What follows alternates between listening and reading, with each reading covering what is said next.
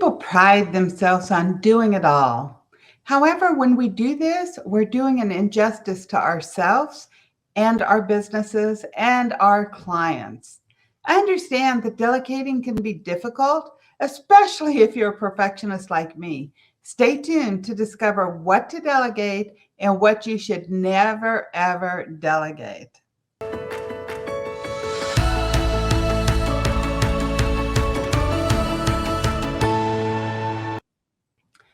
Welcome to the Biz Success in 15. I'm your host, Cindy J, the Visibility Wiz, and I'm here to guide you as you step into who you are with outrageous confidence for more visibility, influence, and profits. You can download your visibility checklist at visibilitychecklist.com. And today we're going to be speaking about delegating with Lisa Crilly Malice. She's a time strategist who works with motivated and busy leaders and teams who want to take strategic action instead of being busy all the time. Lisa prides herself on helping her clients create customized, real solutions to everyday time management challenges and not just regurgitating the latest trends. Welcome, Lisa. It's a pleasure to have you. Thank you so much. It is my pleasure being here. Definitely. And what made you decide? I know that you was like a time management coach, but what made you decide to shift more and focus more on helping people with delegating? I realized that I've owned my business for almost 10 years, and I realized that after working with clients that really delegating is the quickest way to reclaim your time. And when I look at the journey of different clients, sometimes clients come to me because they want more time to work on their business. So, like one of my clients owns an IT firm. And as he started to delegate more, he was able to free up time that he was spending working in the business, like working in his help desk. And so he was able to then work more on the business and create more revenue for the business because he was able to do some development work to be able to bring in more clients. Right. Other clients, they wanted to free up time to work on their health. So, I have a client who works in instructional design, and she now has freed up time in the middle of the day to walk her dog so that she gets more movement during her day because she recently had a major health scare. Right. Right. And then, I have another client who owns, she's a fractional recruiter for companies, and she just wants more time to spend with her family. Mm-hmm. And the way she was able to do that was to take some of her work, she has an assistant, and her assistant is awesome. And she wasn't utilizing her to her best ability. And so she was able to offload some of that higher level stuff that she was doing herself. Mm-hmm. And now she's able to spend the time after dinner, not going back to her office, but spending it with her family. Because she was really great about spending time at dinner with her family. But then she'd sneak away Right. and go back into the office. Yeah. What's interesting, and I'm sure there's a lot of people personally like me that have these perfectionist things, like if you want it done right, you have to do it yourself. So it's very difficult to delegate sometimes. And also, I loved like your client that wasn't using her assistant to their fullest ability. And there were some things that I was 100% in control of, such as my calendar. I have two VAs, and I would not give my calendar to either of my VAs, like my login information or anything. So when I wound up in ICU with COVID, I'm trying I'm telling my VA like my passwords and stuff so she can block my calendar off, because for the first week when I could not do anything, I was in ICU for a month. like she was having to call everybody every day, like Cindy's in the hospital, so we're canceling the appointment, because she knew who my appointments were, but she couldn't stop them from rescheduling. And I know that taught me like a huge lesson, like, why am I in so much control of this? Why do I not want to let it go? And I would assume that that's one of the major obstacles that people have. Would I be correct? Absolutely. Being able to give up control. And there's that idea of no one can do it as well as I can. Uh, and I'll share with clients, you're really busy and you're juggling 14 things. And when you delegate this to someone else, they're giving it their full attention. Mm-hmm. So they're probably, you're right, they're not going to do it as well as you. They're probably going to do it better than what you can. I just before we got on this call, I got off with a new client and she said, I was in with a client meeting and they were so excited about this piece of collateral. And they like, this is the best work you've ever done. And she goes, I looked them in the eye and I was like, yeah, it wasn't me. It was, Susie. She actually is the one who created this collateral. So I think there's that piece of, what happens if they can't do it as well as I can? They'll probably do it better. Mm-hmm. And it's understanding, that piece. And there's always that feeling of trust. Like that's always going to be there. And the more you work with someone, the easier that'll become. And you want to try to work yourself to that place before we get in a situation like what you got in, Cindy, where you're forced to work yourself that way. I Yeah. think of another challenge that clients typically face is just the fact that they're in a hurry. Like they're just in such a hurry that they're kind of delegating by the flyby mode. Like it's like, here's this thing, go do this thing. And it's really hit or miss without a process. Mm-hmm. Yeah. And, Systems and processes is so important. yeah. And I find that typically that's one of the biggest challenges that is easiest to overcome. Mm-hmm. Like the trust thing that can be a little tougher. It takes a little more time, but the hit or miss, like you can learn a process, you can follow a process. That's a lot easier to overcome. Exactly. And what was crazy to me with that is my one VA has been my VA since 2014. So it's definitely a lot of trust. She knows me. She knows my voice. She knows, she calls me her West Coast mama, right? And so, I mean, we're very close. And I was like, why did I never give her this? Like, why, I have no idea why, but it's like I wanted that control. So I think it's very cool that you're focusing on delegating, because I hear so many people, they like pride themselves on wearing all these different hats. Well, today I'm a copywriter, and today I'm a video editor, and today I'm a podcast editor, and today I'm going to coach, and today, so they're wearing all these hats and they pride themselves, but I don't think you're getting anything done good when you're doing that. I don't think so. I would agree. I feel like there's I guess there's two schools of thought. There's Mhm. that was it inch deep, mile wide, or inch wide, mile deep. Mhm. Jack of all trades, master of none. So I guess it's what's your business model, what's your philosophy type of a thing. In my business, I would much rather spend my day working in my zone of genius, doing those things that I am really good at, that move my business forward, and that I love to do.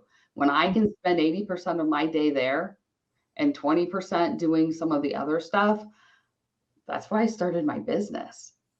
And then when I can help clients do the same thing, like that's why I focus on delegating, because I mean, that's why you run your own business, to do what you love. Exactly.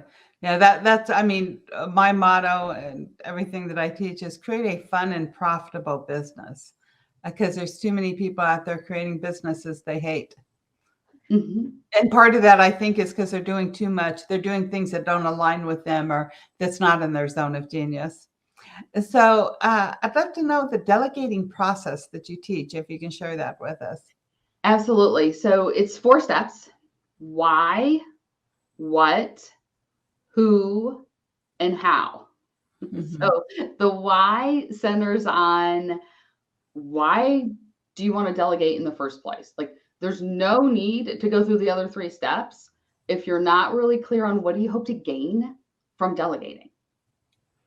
Like, sometimes people will come to me and they'll be like, my business coach told me I need to delegate.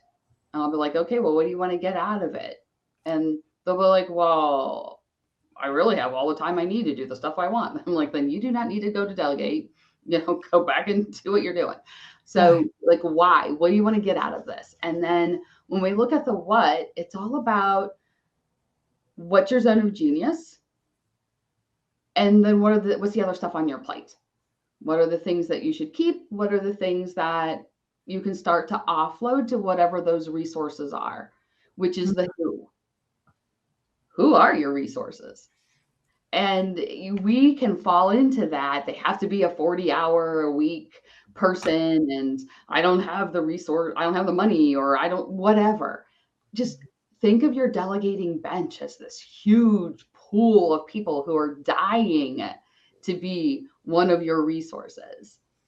And then finally, the how. And this is the place I get the most questions. Yeah.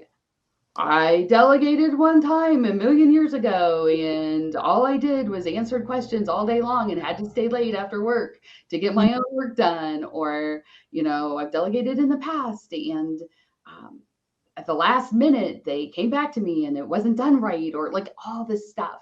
Well, the how is a process. There are Mhm. steps to follow in the how. So, 4 pieces: why, what, who, and how. Mhm. I really like the why part, simply because that really gets you to think about what you really love to do and why are you delegating it. A couple weeks ago, I was doing something and I thought, why in the hell am I doing this? This is a total waste of my time when I have 2 perfectly capable VAs that could be doing it. Yes. Um, and so it's interesting because I have always been a perfectionist or a take charge, take control type person. And so delegating has definitely been one of my biggest challenges in my business. But COVID forced a lot of delegation because before that, I prided myself on working 14-hour days. And then it was like after I had COVID, I could only work maybe 6-hour days. So if for the same things to get done, I had to delegate more. Um, and also, whenever people say that they don't have the money, my first 2 VAs that I ever had in my business were both trades. I coached them, they did VA work for me. And if you're a coach, you're going to find people out there that want to be coached by you, that have skills you can utilize to delegate. Absolutely. And, as you're sharing your stories, I'm thinking part of the why is, what are the things that could potentially hold you back from delegating? Mhm. And the flip side of that, what are some of your skills that can help you as you delegate? That's all those stories are part of the why. It's Right. all part of the why. Very cool. Oh, okay. And so I know that I'd love for you to share some of we've talked a little bit about some of the challenges they face whenever they try to delegate, but I know that you said that you had something to go along with something that they can do in 15 minutes to help them with these challenges. So a lot of times when we're delegating, and I say we because I am as guilty of it as anyone else. I will fall back into old habits myself, even though I teach delegating for a living, is we'll do that hit or miss flyby delegating. Like, here's a thing, go do with this thing. And then we're wondering, why did that not go well? Like, I don't Mhm. understand. I gave really specific instructions, like, here's this thing, go do it. 15 minutes. Block in 15 minutes and just think, what's a task I could delegate? What's a process I could define right now to help me delegate a task? Who's a person I could add to my delegating bench? What's a skill set that I need to be on the lookout for, because I know I have a group of tasks over here that all seem similar and I want to be looking for something. One of my clients recently is like, just had shared, she goes, I don't know where I'm going to find this person, but I know the next person I need to hire needs to have a really strong financial background. And I know within 6 months, maybe a year, that person will show up for her. She's identified exactly, these are the tasks, all the pieces. She's like, I can see exactly what I need. And so that's what you can do in 15 minutes. Start building out the pieces. Then the delegating becomes easier. Otherwise, you're thinking, oh, I could have delegated this thing if I only would have thought about it yesterday or the day before or the day before that. Right. I know too, and I'm sure a lot of people, it's like, it takes time to teach people things. So sometimes it's like, well, I can just get it done faster. One of the things that I started doing was, for my VA that I've had since 2014, I will hop on a Zoom call with her, we'll record it, and then she makes a step-by-step checklist of all the steps that we put into, we have a Google Doc with everything that has to be done with step-by-steps in it. So this is a joint effort, but now I know that I only have to teach it once. And so if somebody else comes around, or if my other VA needs to do it, then she can hop in and she has these step-by-steps to do it. Something that even with me is like managing people that are delegating you. And I even had this question in my group program yesterday from one of my clients. It was like, how do I manage my people? How often should I talk to them? Or, how do I make sure they're doing the things that I want them to do? I tell them to do something and 2 weeks later, it's not correct, right? So can you give us a few tips on how to manage your team? Absolutely. I think that it's two-way communication. So like, I never look at it as managing the team. I look at it as making sure they have the information and the permission and the confidence to be successful. So a big part of the delegating process rests on the shoulders of the person who is doing the delegation. So as long as I'm giving them all the information they need, the access to the materials they need, all of those pieces, then part of that includes a communication channel back to me to ask questions. Another part of that includes check-ins. In the calendar, specific, when are we checking in and what are we checking in on? And the frequency and the cadence, that depends on who they are, what the project is, all of that. What'll happen typically is left up to chance. Right. The person delegating will assume, the person on the other end will ask questions if they have them. The person on the other end is going to assume that if they ask a question, they're being a bother, and they're not going to ask until the very last second, which is typically too late. And then everyone's in rush and panic mode. Or they think they understand everything they're supposed to do until they start it, which is too late. And then everyone's in rush and panic mode. And so if you can set up some check-ins, then that helps manage the process without micromanaging. It's just a regular part of the routine. Right. I really love that a lot. And I know that you have or before we go there, is we said, what should we delegate? How can we decide what we should delegate and what should we never delegate? I think that is really easy. So often we will overcomplicate things. Your zone of genius, don't delegate it. It's yours. You love it. It moves the business forward, and it's easy for you to do. Like Mhm. that's how I define zone of genius. Those three criteria. Easy for you, love to do it, moves the business forward. Mhm. Everything else, it's up for grabs. And so what should you delegate? Everything not in your zone of genius. What should you never delegate? Your zone of genius. Right. And for me, it's that black and white. Now, does that mean that 5 minutes after listening to this episode, that's what happens? No. Right.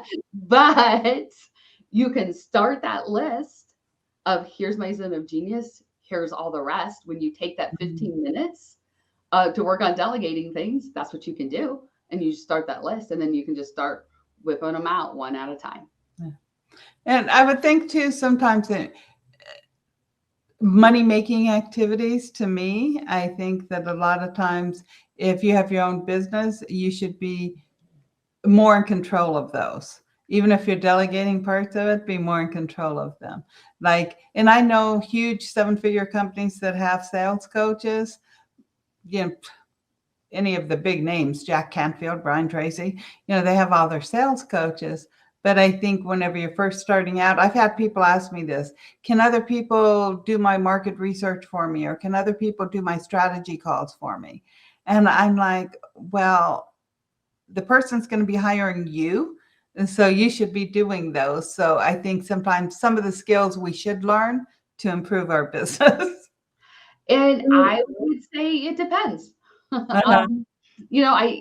I think a lot of it depends on the type of business that you're running. I have a client who runs a really successful business and outsources all her sales calls. And it works great. She sets it up at the beginning by saying, my team.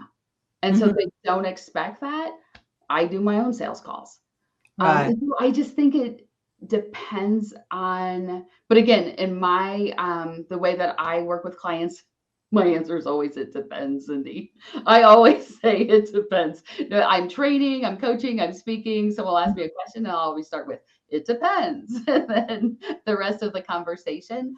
Like I feel like people's business decisions are unique Mhm. to their and I feel there's that, and I know I've listened to a lot of your episodes, and I feel like there's a thing about energy, and sometimes bringing that energy of I hate this, but I feel because I'm a business owner I have to do it, kind of defeats the purpose of the activity, whatever it may be.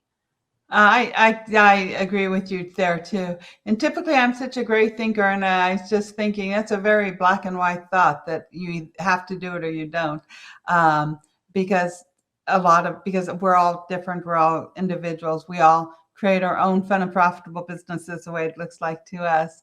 And I've said so many times, probably I've heard this so many times, is I hate Facebook, but I know I have to use Facebook to be successful. And I'm like, who says? Like, who's this invisible person that says that you have to use Facebook to be successful? And so thank you. Thank you for correcting me on that. I appreciate that. And so now I know that you have a wonderful free gift for our listeners. Can you share what it is and how they can get it? Absolutely. So as we were talking earlier, like the questions I hear are usually around the how. Like, how do I hold my team accountable, which is what you asked, or Mhm. how do I explain a project so that it's easy to understand? Yet I find that the piece that people typically overlook is who. And that's the one that holds people back. So it's kind of like when you go to the doctor and you talk about your symptoms, and they you can get medicine to treat the symptom, or a couple more questions can be asked and you can get medicine to treat the actual problem. And I feel like who is the bigger problem than the how to start with. And so the free gift is 28 delegating resources. And what it is it's a list of 28 places that you can use to start brainstorming people to add to your bench. And every one of those 28 categories have been used either by myself or one of my clients. And There's a wide list. Where it is a lot of places, 28 of them, Mhm. for you to look at, but it keeps you from falling into that habit of I can't delegate anything more right now because my current team is maxed out, or I'm not really sure where else to look, or I need someone with this special skill set and I don't know where to get that. Like we're really covering a wide range of opportunities, of places to look. Right. I love that. Thank you. And how would they get that? They can go to impactivestrategies.com/28DR for delegating resources. Mhm. So that's impactive, IMPACTIVE, strategies, STRATEGIES.com/28DR. DR. Okay. Oh, I love it. And so we're getting close to the end here. Can you share with us what your favorite overlooked delegating resource is? Absolutely. I'm working with a really small nonprofit right now. There's 4 of them. And as we have this whole list of things that are not in their zone of genius, and their interns are maxed out. Like legitimately, they have 2 interns, they are maxed out. The 4 of them are maxed out. And then we still have a list of, I think there's like maybe 60 things on their list that they would like to delegate. And they're like, now what? And I'm Mhm. sitting in the room going, oh my God, now what? Like we've got all this whole list, now what? And community supporters and raving fans, they have, they do amazing work. They Right. have people in the community who absolutely love who they are, their mission, what they do. And as soon as we hit that idea, their list grew. They have now, I want to say, over 40 people on their delegating bench of various skill sets who have agreed to come in and donate a couple hours a day to a couple hours a year, Mhm. the whole gamut. And we now have their list of tasks and projects with people assigned to like 70% of them now, all coming from their community supporters. Love that. Very, very good. And do you have any final thoughts for us before we say goodbye? Just take action today. Like that's it. Once you click off of this, pick one item and decide, okay, this is it. I'm going to delegate it and then move forward. Okay. I love it. And thank you very much for being our guest today. It's been a pleasure. Definitely learned a lot. I'm sure our audience has learned a lot. So, to our audience, you want to get out there and start delegating. Or first, discover your why. All righty. So, you want to tune in next week for another episode of Biz Success in 15. Step into who you are with outrageous confidence, and remember to get your visibility checklist at visibilitychecklist.com. See you next week. Bye.